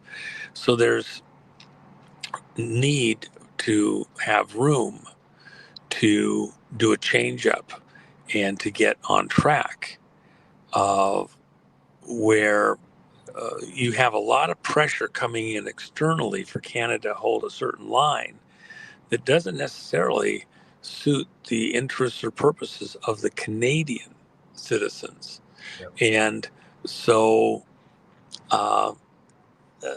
these colonies all over the world need room to rethink in a modern world what they're going to do. Is Canada needed as a 51st state to America? It's probably more of a kind of a tongue-in-cheek thing. We're going to become so closely aligned out of mutual need, interests, security, etc., that it may function in a similar manner to being a 51st state, but retain its autonomy more so even than states do here in the U.S. That's probably the correct way to actually look at it. I don't think that the Canadian people, at the end of the day, even the people in this audience, are well served by. It wouldn't be ultimately well received enough across enough of the population to make it work properly. What we do want to do is help the Canadian people to realize more autonomy and put out there for them. Does that sound right to you? I got it. I copied that. And then Tina Peters, and then I'll go over to your links here, Juan, if you've got that next call. So how is Tina doing? And I'll take it over to Jennifer's website. Then I'll take it over to Freedom Fighting Summit coming up. Okay. So you can imagine that Tina's, 70 years old, doesn't see an end yet. And we've promised, an end with the president's pardon. It should have been over. It's not. But she doesn't want to get out on the wrong grounds. And Governor Polis wants her to admit to the crime and beg for mercy. Please, I'm so sorry I did the horrible things. She didn't do anything wrong. In fact, one of the governor candidates put something out yesterday, essentially saying if he becomes governor, he's not just going to, commuters, he's going to pardon her, even if this governor decides to let her out on humanitarian grounds, he's going to pardon her because she didn't do anything wrong. This whole fiasco has been absolutely, one of the great nightmares that somebody could even imagine they would find themselves in just for being a patriot and doing her job. She could have been thrown in prison for not doing what she did, which was protect the vote information side. She preserved the evidence and exactly what her job required her to do. And I will add this, the courts in Colorado, this appeals court failed to answer any of the more critical questions, just said that she was sentenced wrong because they violated her First Amendment rights by the way the judge sentenced her. The judge is just over the top. But Colorado is the state where the local courts, all the way up through the state Supreme Court, the appeals court, which is what answered in Tina's case just the other day, said that Trump could be removed from the ballot in Colorado based on these slanderous, fraudulent conviction in New York. And we're learning all about that crime scene in the judicial realm. It went to the U.S. Supreme Court, and they determined, and you have to imagine this, we get 5-4 decisions all the time. There's 9 justices. You had a unanimous decision that they couldn't take Trump off the ballot in Colorado. Completely the opposite of what all the Colorado courts said. You couldn't find one liberal justice to agree with any of the Colorado courts that Trump could be taken off the ballot. They said, I got to leave him on. So with that in mind, how much weight do we give to any decision by the Colorado courts in Tina's case? They're out of their minds over there. And very activist. Tina is truly a political prisoner. So with that in mind, will they get overturned at some point? Yes. We're trying to get her out on bond. Anybody else would have been out on bond but her, pending the resentencing. But doesn't look like that'll probably happen either. So, we're working through it. Tina's been a trooper. Her health is in peril right now. But I do think that we will have her out shortly. And if she's out in time, which she may very well be, she will be the belle of the ball at the Fraud Fighters Summit. And that's, I did Bondgate a week and a half ago. Right. It was very, very successful there in Vegas. It was invitation only. Only had 100 people there because I wanted to review stuff and make sure that we weren't missing any key stuff as I was, making some pretty wild claims. And all the experts came in and said, no, you're actually understating it, the severity of what's coming. That in mind, and there's so many different fronts where we're in great peril and the frauds are so great, we decided to expand the title because we have several just amazing people scheduled already for it.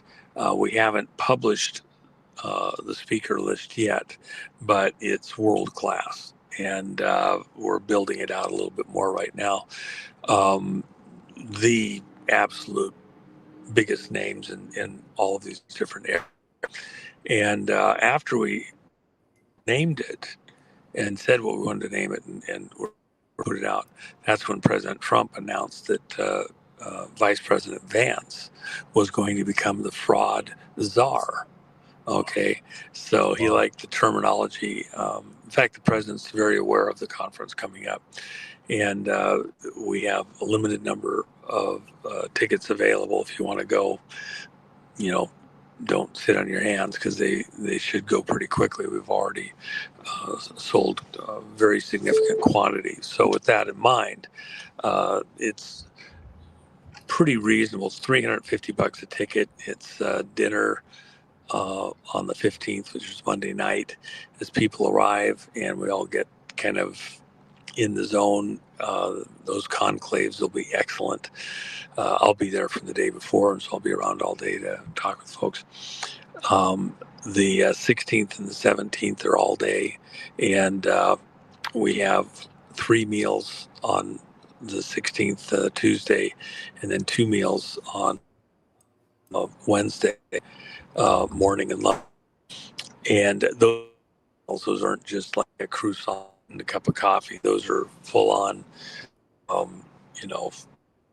bacon and eggs and sausage breakfast and the whole share in the morning, very full breakfast opportunity, and full meal for the dinners and lunches, salads, meats and everything else. So they're quality meals. In fact, the Ahern is rated one of the top venues in the city for its catered meals. So part of the reason there's not a lot of restaurants around, there's 3 or 4 right there. There's the Sahara across the street, but I don't want people to feel like they have to go somewhere to get a meal. The conference is going to be very dense. There's a lot going on. So having full meals there, they don't have to go anywhere. And we'll spend the time in the conclave actually enjoying everything we do together. So it will be the place to be. If we get Tina out, we'll have her there. And we have some other speakers that are scheduled that you'll be like, wow, I can't believe that we got this, and they're there. So and they're going to spend time with the audience. The conclaves, the meeting, the talking at a more personal level is a very important thing. They won't be off in some green room disappearing somewhere.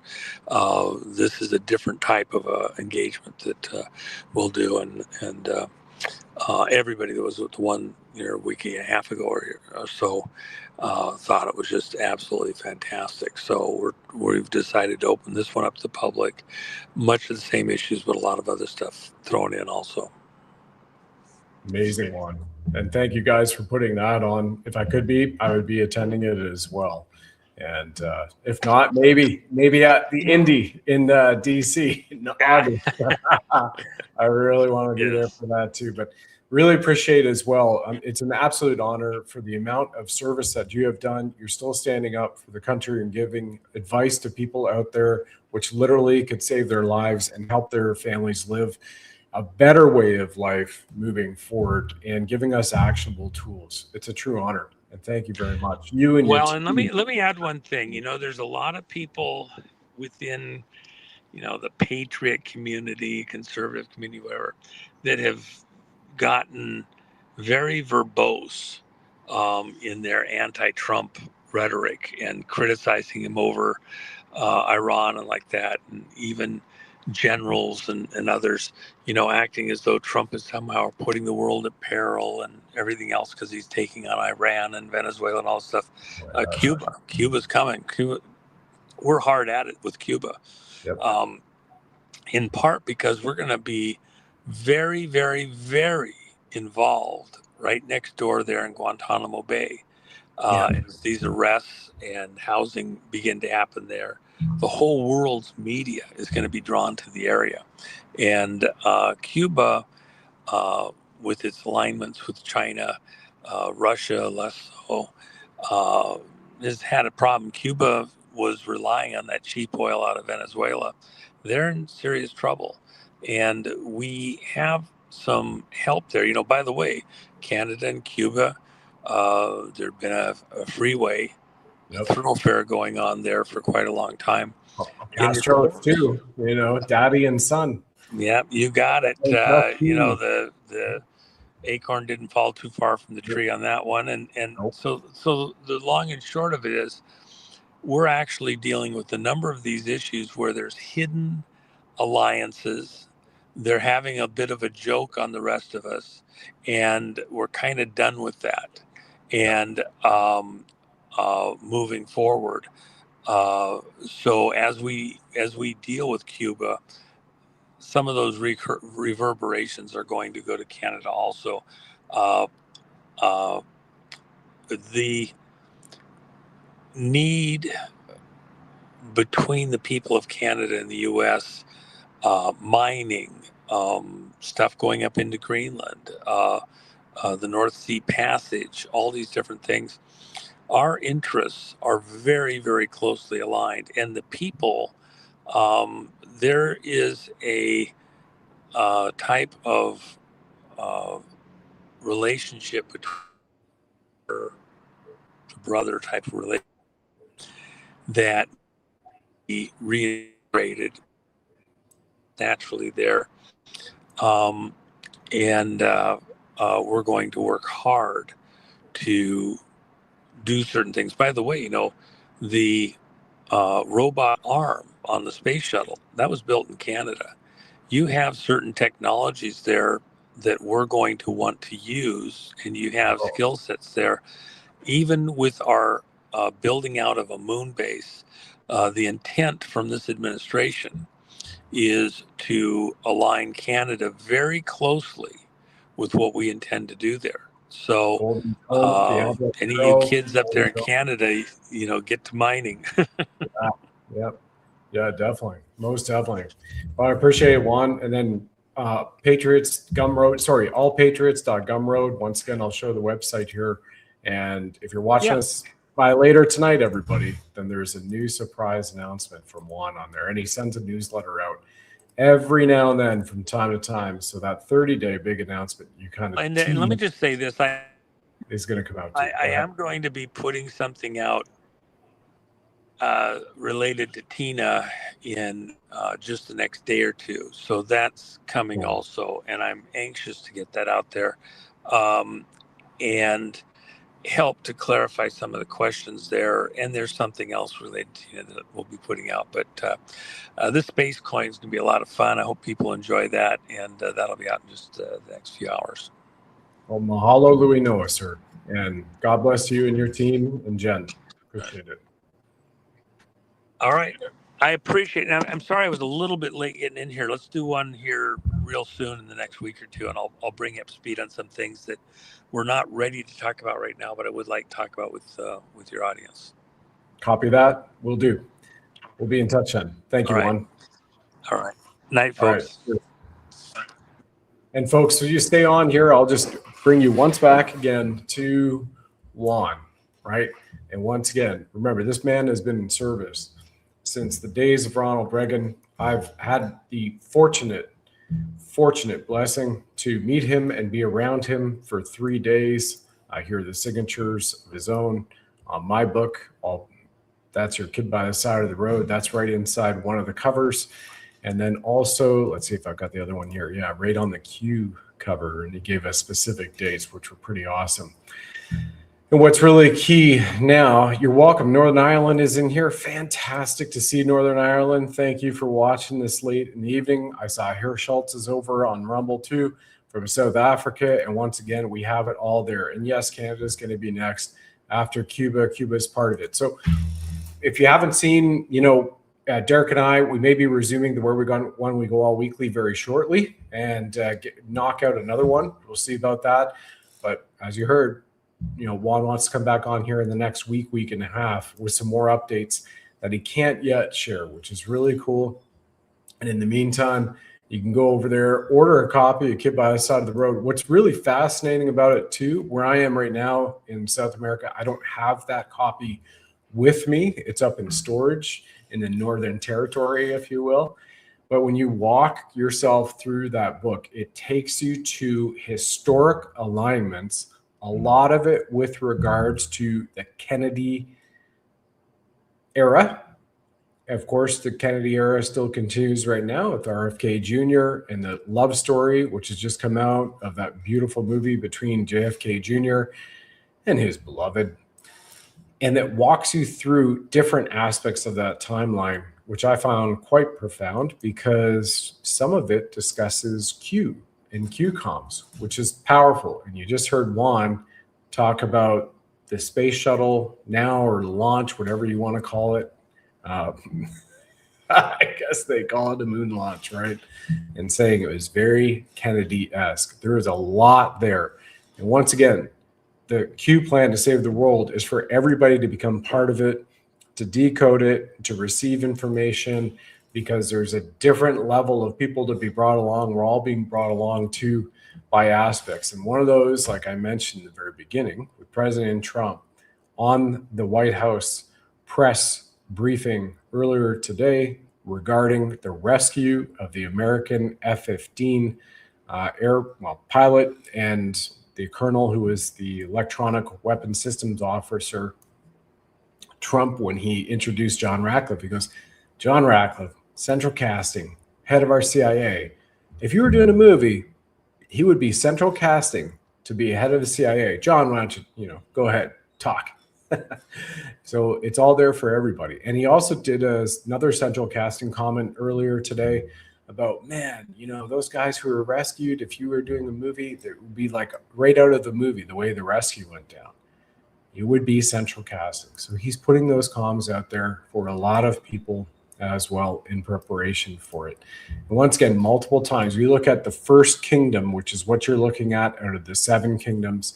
And this is President Trump, one of his many posts on Truth Social regarding Canada, 51st state, and the other ones, and joining everything. This is still well underway. It's what you're seeing move forward with right now. So tomorrow, Gene Decode is up, everybody. And until then, yes, we've had a lot of interest in the water machine. The water machine is rolling out this week. LifeWave X2O water machine rolls out this week to brand partners. Tonight, if you're on our email list, if you're a brand partner of ours, I've already sent out the emails with the private Zoom call information. So it's a public launch for the brand partners first. If anybody wants to know how to become a brand partner, $25, and get on that information, and then you want to share it with your family and whatnot, that's totally cool too. It's going to launch the USA first, and we're still waiting for California, Wisconsin, and Iowa right now to just get the final approval to roll out to those states. So yes, you still kind of have aspects of health departments that, even though there's great studies, and I've got to keep it compliant here, the amazing things that light infused water does with X2O. Right now, the state of California, Wisconsin, and Iowa hasn't approved this water machine, which also does filtration, including microplastics, and you can use it with your tap water, turns into light infused water. You have 2 elements, a physical element and then the water are 2 elements that never existed before on Earth, and that lights up your body as you drink it, as shown in the scans of Carolean photography, which we have. So that is tonight. So pay attention, go check your email if you have an email from me, or you're on a private signal chat that we have for all of our brand partners. There's like tens of thousands, many thousands are in line to order the moment it drops in 3 days on April 9th. And we know that it's just going to take off like wildfire in a very, very good way and do incredible things for the planet. So if you need anything, you can just message us in the chat after we close the show here, and we can give you the contact information to get onto the list, the wait list, or get onto the private trainings. And right now, tonight, we have a vascular surgeon and medical doctor and the #1 expert on this beyond the inventor, David Schmidt, are on a private Zoom with us all tonight, disclosing a lot more about the water machine that the grander public isn't going to see or hear about for almost 1 month's time. So you're all there, all set to go. So everybody, here we are. Thank you very much for being here with this amazing man, Juan O'Savin, on the extinction level event, Iran, deep state fraud, and what they've been trying to push, more lockdowns and the energy crisis. And as we also know, since we have some great Canadians and Albertans, raise your hand if you're Albertan. My hand is raised here in the chat. Tucker Carlson. So here it is, just so you know, last week, even Tucker Carlson once again coming back and asking that Canada be liberated. So here's a 1-minute, 15-second clip on Tucker Carlson as he soft launching Canada's 51st state. And here it is. What about Canada and Mexico? Canada has far more oil than the United States, far more fresh water than the United States. Canada is the fourth biggest oil reserves in the world. Our most critical ally on the globe is Canada. Just so you know, those 4th largest oil reserves in the world are in Alberta, because Alberta accounts for over 85% of the oil reserves in Canada. So just alone in Alberta, we have over 85% of that, and then nothing still comes close to it as well. So that is the fourth largest oil reserves in the world is with us in Alberta. Continuing. Canada, the country we ignore. Going forward, as American influence recedes to our hemisphere, what happens in Canada matters more than anything else. Maybe we should try to exert some influence on Canada, not necessarily by force, though by force if necessary. You could certainly make a regime change argument about Canada. Talk about a country that's oppressing its own citizens, killed almost 100,000 of them through its state-sponsored killing program, MAIDS. But if ever there was a people that needed liberation from a government that hates them, it's the Canadians, of course. But you could make a case based on self-interest and regional interest, even on decency, to have a lot more positive influence on the internal affairs. Canada's not a sovereign country. It never has been, ever. It's part of the British Commonwealth. It's never been sovereign, and there's no reason that it should be. It should be decent and well run for the benefit of its own citizens. And there you have it, right? Tucker saying it out loud for everyone. And you all can take a screenshot of this once more. An American corporation is what Canada is. Registered in Washington, D.C., July 1, 1867, as a juridical state of D.C. I have shown on shows, and we have went down this complete, not even a rabbit hole, because it's all there publicly for people to find, from the Securities Exchange Commission to National Archives. And then also we showed the letter on December 10 of 2024, where 3 people at the National Archives in Ottawa spent 2 full weeks working full time, and they could not find in the letter a shred of evidence that Canada has ever existed as a country. That's right there, bringing it up, a 10-page letter delivered December 10, 2024, for the head of the National Archives of Ottawa. So we have it all. It's all coming down to it. But what's also key are all of you wake people up, get involved, get engaged, and share. Share the information, do some of your own research, pull up the links, pull the links that I've shared, others have shared as well, because that allows this to happen a lot faster. And when that, what you're seeing on the screen happens with President Trump showing the First Kingdom, Canada, Greenland, the United States, as well as the other territories extending into the Caribbean and Cuba, right? Remember what's all part of that territory as well right there that you're seeing on the screen? Puerto Rico. And of course, on the other side, you have Alaska, which is already part of the states, as well as the Hawaiian Islands, which also, if you remember Michelle Melendez on my show right here just a few days ago, talking about there needs to be a massive cleanup, right? So that we can restore sovereignty in God all across the world. And May 17th, remember, is the National Prayer Day, which is the 250th anniversary of the Day of Repentance, which George Washington said that here in Washington, we will have a National Day of Repentance marked on May 17th every year going forward. So on this 250th, American 250th coming back, President Trump has declared that he is rededicating America to one nation under God. It's freaking amazing and powerful. And this is an incredible time to be alive. And for those of you who were on the show last night, if you didn't see it, I'm going to share the Rumble link here. You can go to some of the biblical decodes, which I had shared from others, and putting it out there for easy for people to see on what happened yesterday in the Resurrection Day, because right now is Easter Monday at the time that we're all joined here on this live screen, right? So you can go down to King of Kings. It's only a 39-minute show yesterday on the resurrection of Yeshua.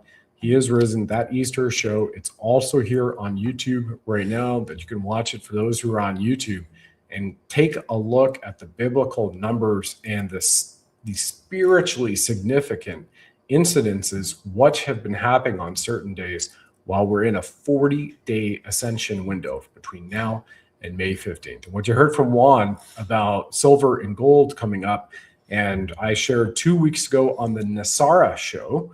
If you saw that, once again, that is also there. You can just scroll right down. It was 8 days ago, the Nasara show. You can see it right here on the thumbnail. Nasara, Trump's plan unfolds Cuba, then Canada, and and a gold-backed dollar in Nasara and America's 250th, shared with you a lot of the information, some of which Juan had just reiterated to you, and the futures contracts and the betting on the $900 to $1,000 an ounce silver by December. So here we are. It's absolutely powerful, and it's a great time that we're sitting here to watch this entire world with the leadership of Trump at the moment at the helm, taking us back to sovereignty and God. Thanks everybody for being here. And by the way, for those who have had the problems with the chemtrails, and we were sharing earlier what you just saw, that the likelihood is it's aerosolized vaccines they're spraying, whether it's up the BC coast to Washington and whatnot. The Trinity Pack from Root is the one that 4 years ago, January, so it's over 4 years now, I've been taking it daily, which restored my smell, my ability to taste, and having never taken the jab, we have seen people with the clinical evidence as provided by Root and the International Science and Nutrition Society, of which now Dr. Christina Rahm, co-founder of Root, who has 3 PhDs, 1 PsyD, and an MD. She has patents that have been issued showing that it also heals long COVID with the Trinity Pack, quantum nutrition from Root, which now is shipping to 90 countries around the world. So listen to Ali tell you about it for 2 minutes. We'll wrap up here before we head.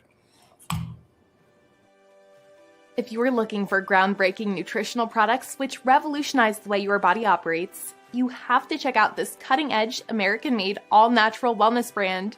Root the Trinity Pack from GetRootNow.com is a game-changer. Let me show you. Zero In is the world's first quantum-ceutical, an all-natural, adaptogenic nootropic which skyrockets your clarity and creativity.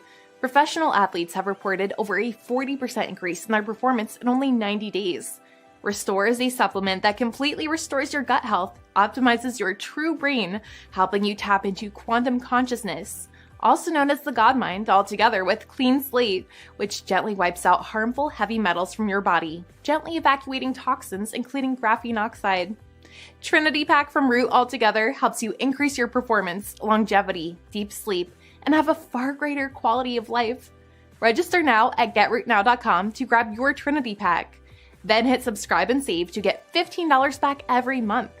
Trinity Pack has also received the gold standard, a worldwide BSCG approval, allowing those in the military to first responders to the NFL, PGA, NBA, FIFA World Cup Soccer, and more feel assured it is indeed all natural and drug-free. Trinity Pack even comes with a 30-day satisfaction guarantee. So when you grab your Trinity at GetRootNow.com, you can feel good knowing it's endorsed by Tier 1 Special Operations Warriors, to lightworkers, benevolent healthcare heroes, professional athletes, and Olympians detoxing their systems and unleashing their greatest self from across the globe. You can also get rewarded for being part of the Root community. See you there!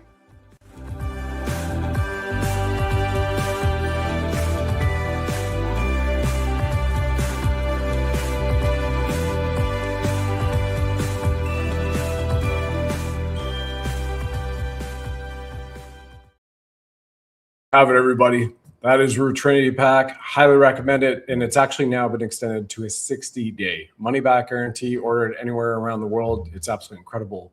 Plus, you can ask the science. Yes, they have a science team set up for customer service. So you can just go to that link, GetRootNow.com / and it'll take you to the contact part. You can say, hey, I've got this problem, that problem. What about headaches? And they will tell you what works and refer to you any clinical studies that they have on it from these nutritional supplements.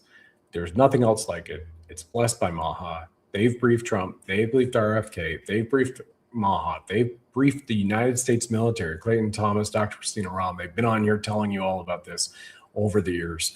And it is incredible the results people have. And I started off and had incredible results. So have my loved ones too. We'll leave it at that. Tomorrow, Gene Decode is coming up, and then I have a very special surprise guest on Wednesday. Thank you very much for being here. And remember, on Rumble, after the show closes, it loses all your comments, unfortunately. So if you have anything else you'd like to share with myself, Juan, or our team, please put it in the comment section under Rumble. Mahalo, everybody. Aloha. Have yourself a lovely evening. Thanks for joining us on the program, ladies and gentlemen. Please like, follow, subscribe, share this with 9 friends and family. And of course, if you enjoy our Blinged Buddha firing red pills from his 9mm, let us know.